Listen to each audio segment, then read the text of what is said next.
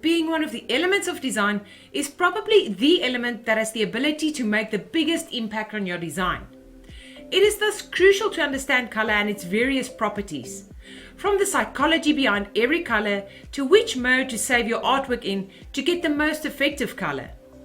In this lesson, we will explore all the aspects of color, including on how to work with it, specifically for the task at hand. Have you ever realized that when printing, there's no white ink? Let that sink in a bit. Why haven't you even considered printing with white ink? You will recall that when it comes to printing, we print with a subtractive color model that consists of CMYK. This abbreviation stands for cyan, magenta, yellow, and then also black. When combined, these colors form black. So technically, these colors can't form white. Also, considering that paper is white, it would not make sense to have white ink. However, we do get the occasional project that entails white print because our printing surface is not always white, and it is not always on paper. By the way, you probably realized that we have two black cartridges on this image at the bottom. The cartridge on the left being inserted is mostly used for black in photographs, and the cartridge next to yellow is mostly used for text and sharp, crisp elements like fine lines. This specific black cartridge also has the ability to dry very quickly. PGBK stands for page or pigmented black in this case. We will start off by looking at each colors on the color wheel's meaning and its psychological effect on people. Next, I will introduce you to the two main color models we get, RGB and CMYK. We will then dig deeper into color schemes, and I will introduce you to a very handy tool for the purpose of choosing effective color schemes. In this lesson, I will explain the technique of printing with white, gold, and other colors that can't be mixed using the CMYK color model. And guess what? Print is not dead. We have amazing printing techniques to our disposal that will blow your mind.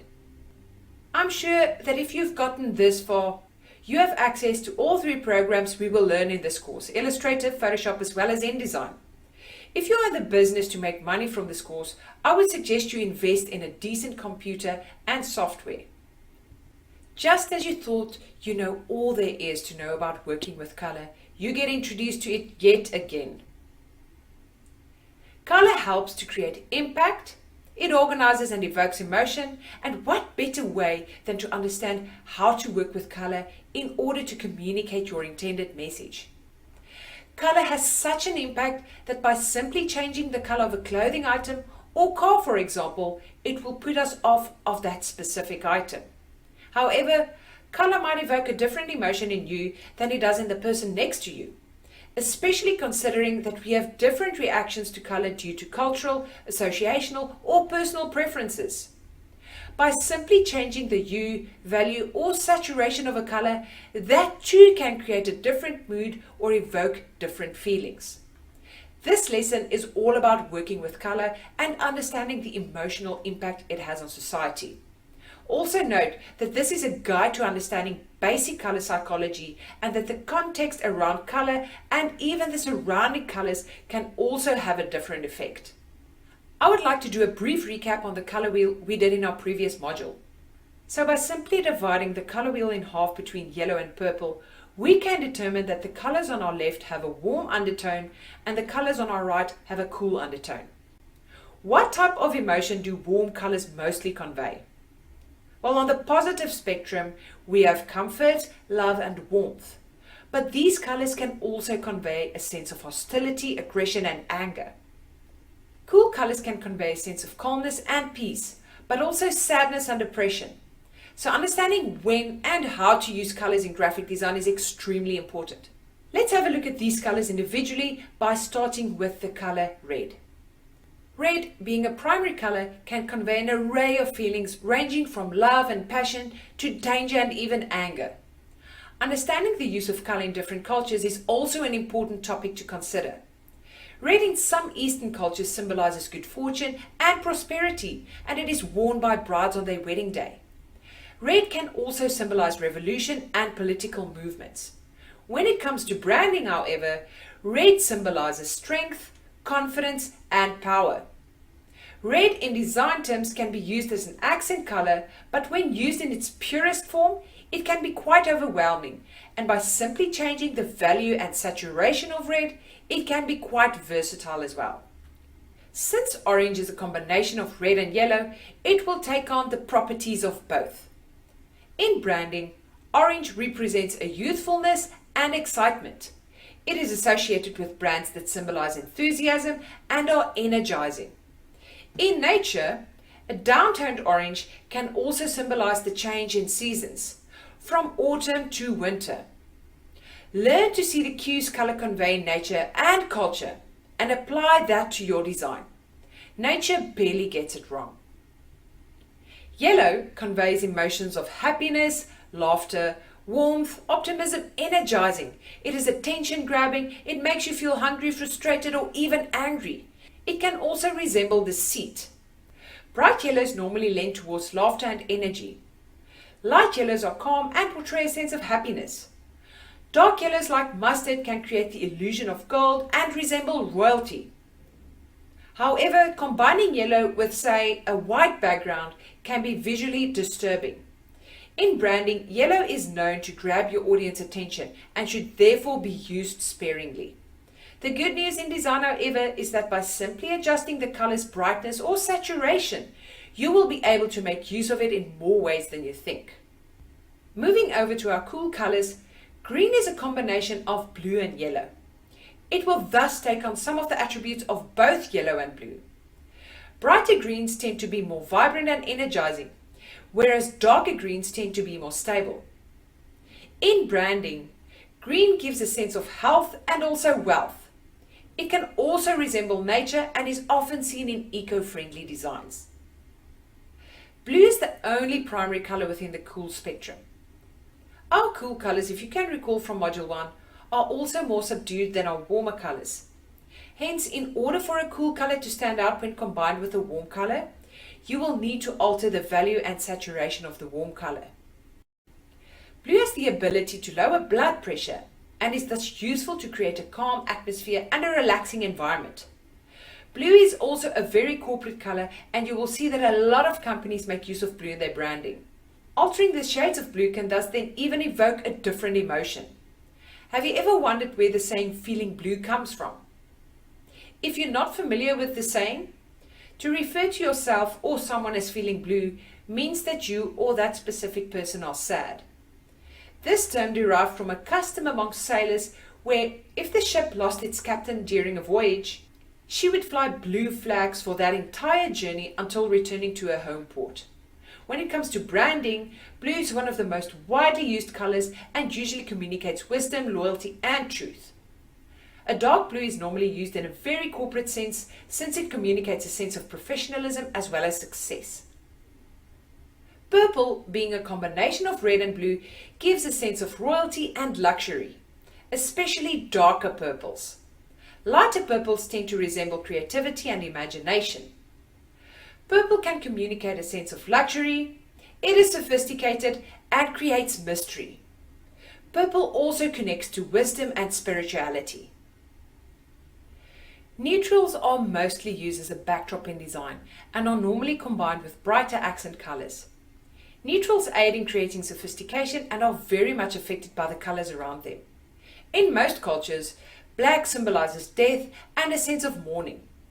In design, however, it links to elegance and sophistication. Black is also generally used for body copy as well as typography. White let other colors have more impact and also creates a sense of sophistication. Depending on the backdrop color, but in design, a white logo is rarely seen. You will, however, find black logos to be converted to white if the background is a dark color, in order to create contrast, of course. White is also a color that is used in the healthcare industry and symbolizes cleanliness, purity, as well as innocence. Gray is probably my favorite color, if I can call it a color, to use in designs. As with white and black, When it comes to grey in designs, it is normally used as a secondary option, especially with logos and branding. It is, however, sometimes used as the primary color in branding. Mixing shades of grey also creates a timeless, practical approach, and when it comes to printing, grayscale is normally very cost effective since you are only making use of one color to print. Some additional terms we will be making use of a lot, especially when working with the design programs, are hue, value, and saturation. Hue refers to the actual color you will be using. Example, green or blue or yellow. Hues are basically pure colors. Value, which is also known as brightness, refers to how light or dark a color is, by simply adding either white or black. Saturation refers to the intensity of a color, with similar saturation values tend to work well together. Think of it in terms of removing color and adding more gray. Eventually, you will get 100% pure gray when all the color is removed. Color modes are quite fascinating in that there is more than meets the eye, literally. Referring to lesson 1, you were introduced to the two main color models, RGB and CMYK. Other color models you will be familiarized with in this lesson are HSB and lab color models. A color model is a system for creating a full range of colors from our primary colors. We have additive as well as subtractive color models. Additive color models uses light to display colors, and subtractive color models uses paints or inks. So RGB is an additive color model since combining all these colors will form white light, and CMY or CMYK is a subtractive color model since combining all these colors produces black. The HSB or HSV color model is the abbreviation for hue, saturation or brightness or value. You can access this color model on any of the 3 design programs we have learned in this course by simply double-clicking on the color palette in your toolbar on the left. The lab color models was introduced by Richard Herter, American color scientist in the 1940s, but it was only defined by the International Commissions of Illumination back in 1976. It expresses color at 3 values. L, which is for lightness from black to white, A, from green to red, and B, from blue to yellow. The lab color space includes all the colors of the spectrum, even colors outside of our human perception. This is thus the most accurate means of representing color of all the color models. It is, however, not the most commonly used, and colors are normally converted to color models like RGB or CMYK, since computers and printers use either 3 or 4 colors to represent images. In other words, if we can't even see all these colors of the spectrum, why bother trying to represent them? Next on our color picker, we have RGB as well as CMYK, which you're familiar with by now. The last color model at the bottom refers to web-safe colors and are referred to in hex values. We will get to this topic and designing for web at a later stage. The Pantone color matching system is a color space used in graphic design, printing, and other industries including fashion, product design, and manufacturing. This color space was created by Pantone, situated in New Jersey. The Pantone color space is used to print spot colors, whereas CMYK is used to print processed colors. So what is the difference? Spot colors are solid inks assigned by a code that aids printers in making sure that the colors are printed accurately. CMYK colors are combined to create a specific color.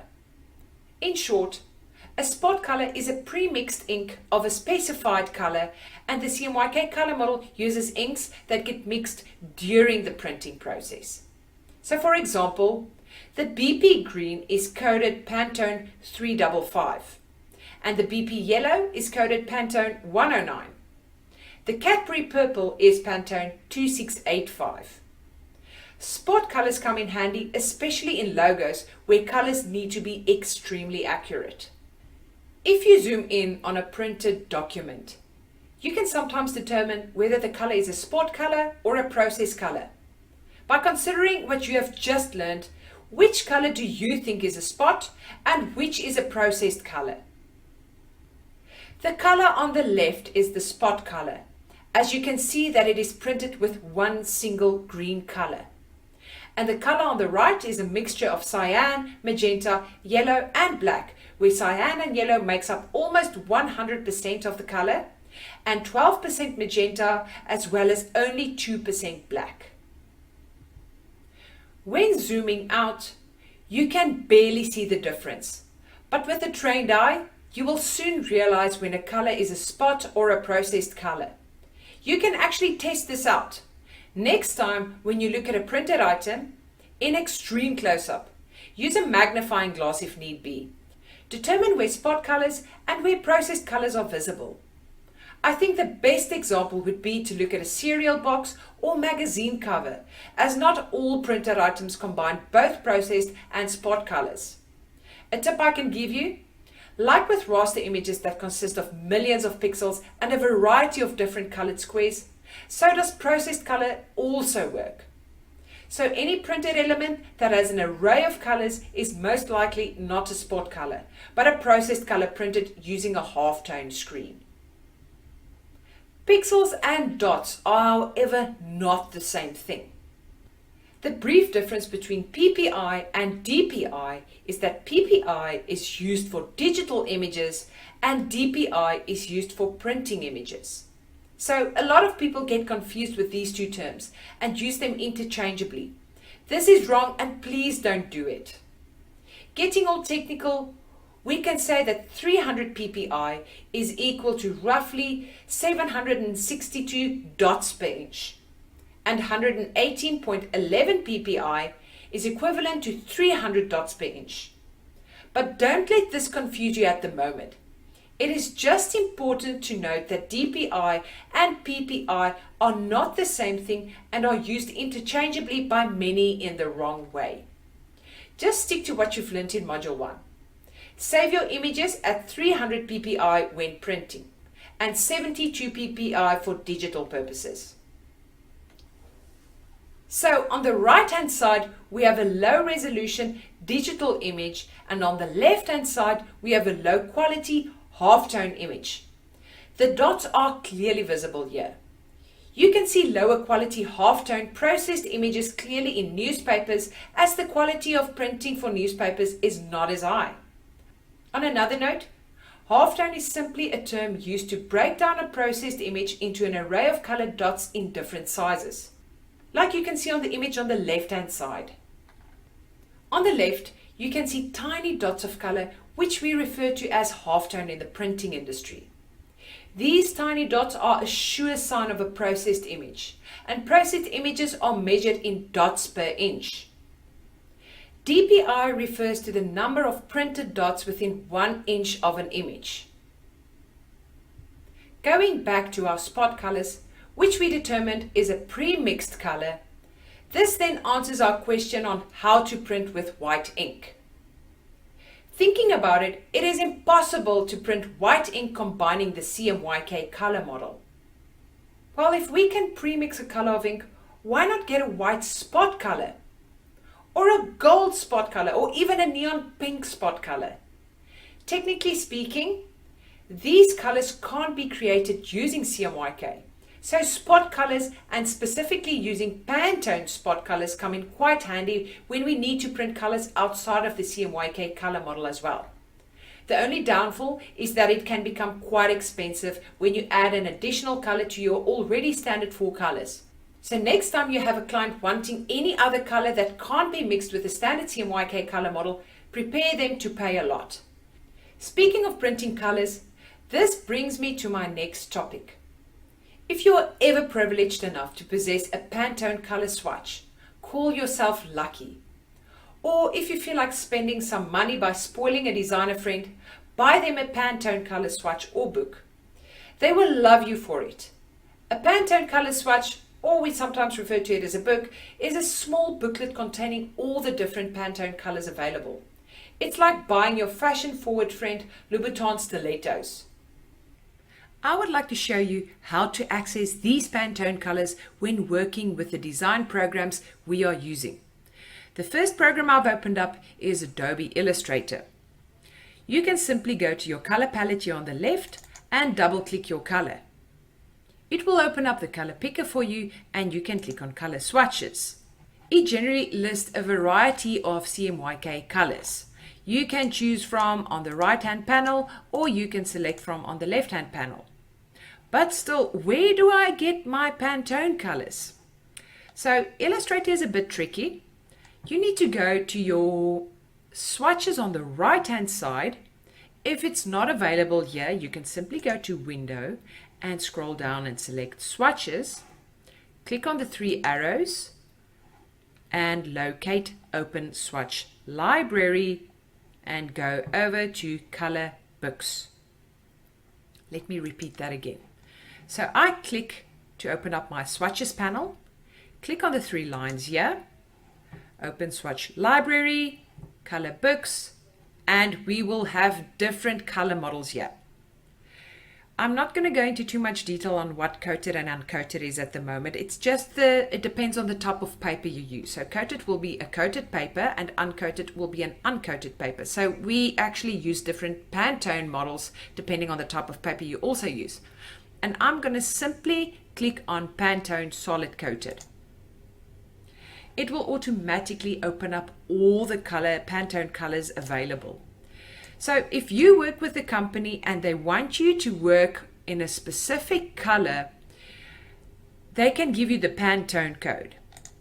So let's say they prefer the color for their logo to be 323. You can simply search 323 here and it will identify and bring up the color that you need to use. I'm going to repeat quickly just so you remember. So we have our swatches panel activated, click three arrows, open Swatch Library, Color Books, and depending on what type of Pantone color you're going to be using.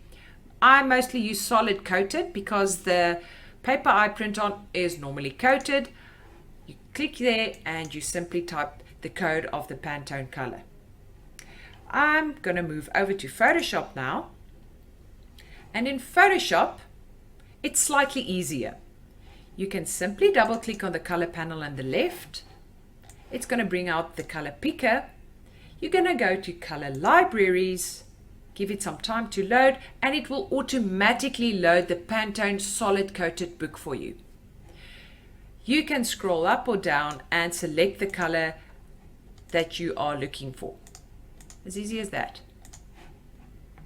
Then moving over to InDesign, you're going to go to the top, either your fill or stroke, doesn't matter.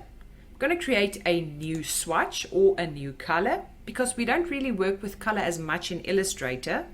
It's a layout based program, so most of your elements will be already designed. You're going to double click on the newly created color, and remember we spoke about process and spot colors. You can change between that there. Your color mode, Pantone solid coated, give it some time to load. You can search for your color as well. And you have all your Pantone colors available here. Remember that you can simply rewatch this lesson if you forget or want to recap on how to activate your Pantone spot colors in Adobe Illustrator, Photoshop, and InDesign. I will now look into the main printing processes. Note that I will briefly touch on the main printing processes and not go into too much detail. If printing really interests you, I would suggest to go visit your local repro house or printing company and see how they operate. This is actually really fascinating. This lesson will also put things into perspective for you as to why printing is so expensive. Sometimes the ink itself can be more expensive than gold per gram. So double checking your artwork before printing is crucial. The printing processes I will be explaining in this lesson are laser printing and inkjet printing, also known as digital printing, offset lithography, screen printing, as well as letterpress. We will also look at other terms including die cutting, embossing, varnishing, and foiling. Digital printing refers to the process of where the artwork is sent directly to the printer in a digital format like a PDF, TIFF or JPEG file. An example would be your inkjet or laserjet printer at home or work. We also get high-end digital printers as well, but think in terms of the printer you are familiar with at work. It works exactly the same. You can simply click print on your computer and send it to the printer. A great example would be like when you simply want to print 50 business cards for a client. The advantages of digital printing are that this technique is very affordable and it offers a very high quality. Its print run is very fast and you can also print other colors other than the standard CMYK color model. This will obviously entail high-end digital printing machines and not your basic standard printer you find at home or at the office. Offset lithography is a printing method used for mostly mass production. The term offset is used since the actual printing surface does not come into direct contact with the printing plate. Usually 4 plates, even though you can add an additional plate for spot colors depending on the size of the printer. In the standard CMYK colors are created. 1 per color, and the printed images are lasered onto these plates. If you look at the image I have here, let me get my mouse cursor. You can see I have 1, 2, 3, 4 and also a 5th section for that 5th spot color. So the first 4 is for cyan, magenta, yellow and black, and the last one is for my additional spot color. Lithography is based on the principle of oil and water do not mix. The plate goes through a process where the non-printed areas are covered with water and the printed areas are covered in an oil-based ink that then gets transferred to rollers that in return transfer the ink onto the printed surface. Offset lithography is great for mass production. It provides consistent high-quality prints. It is relatively cost-effective and it can also be used for shorter print runs.